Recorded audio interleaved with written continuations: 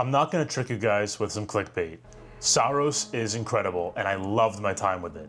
It's exactly what I hoped it would be as a big fan of Returnal. If you're new to this channel, my name is Phil. I cover PlayStation and Nintendo gaming news, opinion pieces, reviews, and I like to keep things short, sweet, and to the point, and I'm keeping things spoiler-free. Big disclaimer, my opinions are my own.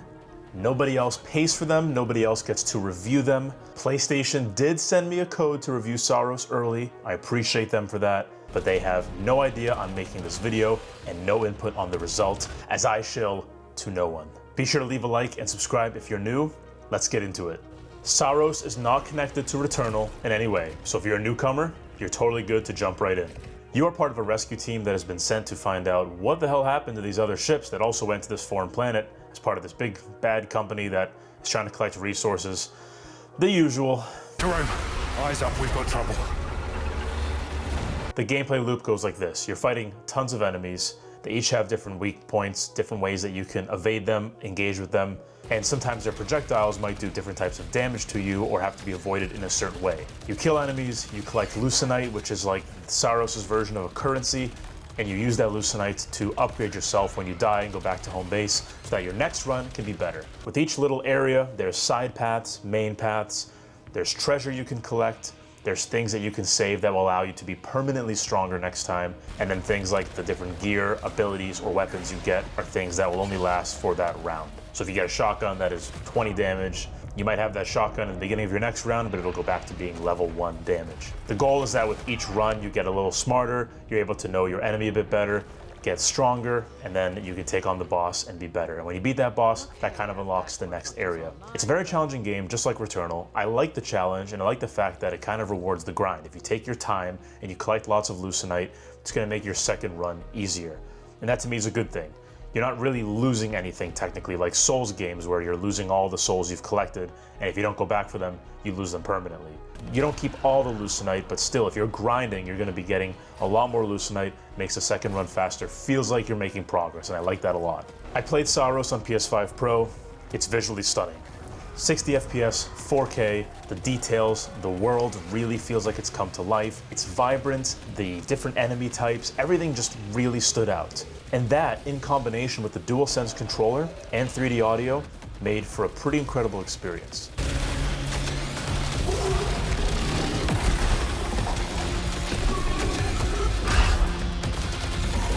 The DualSense controller works just like it did in Returnal. Holding down L2 as a half press will allow you to do different things with your gun versus holding it all the way, which activates your super. For example, there's a pistol in the game that when you hold down R2, shoots an enemy, but by tapping L2 halfway, you can now rapid fire the pistol with your trigger finger. It rewards players who want to take a more tactical approach to gameplay, where you know you want to use an ability based on a certain type of enemy, and if you're quick and smart and have good aim, you're gonna get through these enemies a lot faster. And it makes you have to adapt your playing style depending on the gun that you have, which makes the gameplay in each run feel different each time. It doesn't feel like you're doing the same thing over and over and over again.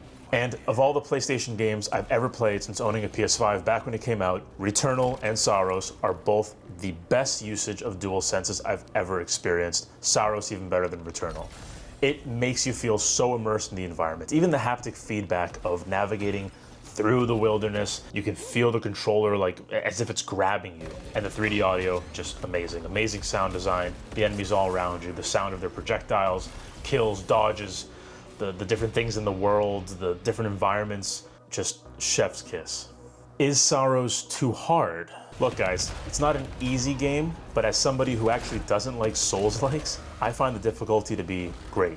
It's tough, but it rewards smart play, it rewards you taking your time, and if you're somebody who can act fast, be able to dodge, quickly shoot, dodge, quickly shoot, if you like that kind of high-octane action, you're gonna love Saros, and I sure did. But again, it is a challenging game. Don't go in thinking it's a walk in the park.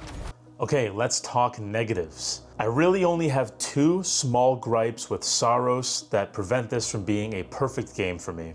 The first has to do with the characters. There's prompts where you can talk to these characters, learn more about what's going on with them, get little tidbits of the story, but besides that, the experience of it feels a bit lackluster. I would have liked to have a little more interaction with characters, or if the characters could give you some sort of a side objective, like in this next run, you do this challenge, and it gives you some sort of a reputation with that character. It's nice side lore, but it wasn't something that, it doesn't hurt how I feel about the game, but score-wise, it prevents it from being, you know, a 5 out of 5. The second really small gripe is replayability. I don't think that every game needs to have some sort of replayability, and Saros does with tiny things. There's little things you can collect, voice notes, different types of encounters, but it's very much a linear experience. It's not like an open world game where you're gonna go back and you're gonna do a side quest to unlock this, you know, rare thing. And again, it's not hurting how I see the game. It's just something where you have these incredible environments and you have this mechanic of replayability. I wish there was something a little more that would make me want to revisit previous worlds, for example, instead of just move on to the next one. So, Saros, it's my second favorite game of 2026 so far. My favorite is still Resident Evil Requiem. I'm gonna give Saros a 4 out of 5. I think if you own a PS5, especially PS5 Pro, you're gonna wanna pick up Saros. The experience you get with the DualSense, the 3D audio, the high octane gameplay, it's fun, it's addicting, it's immersive, and the story really, really will grab you. It's the type of game where I don't wanna put it down. I wanna just keep going and going and going, and that says a lot. So it's 4 out of 5 stars for me. I want to hear what you guys have to say about Saros in the comments, but keep it spoiler free. There's lots of people who don't want to have the game ruined in case you might have played it already. And guys, leave a like and subscribe. I would really appreciate it so that you can not miss any other reviews or content I have here on this channel. Well, that's all from me.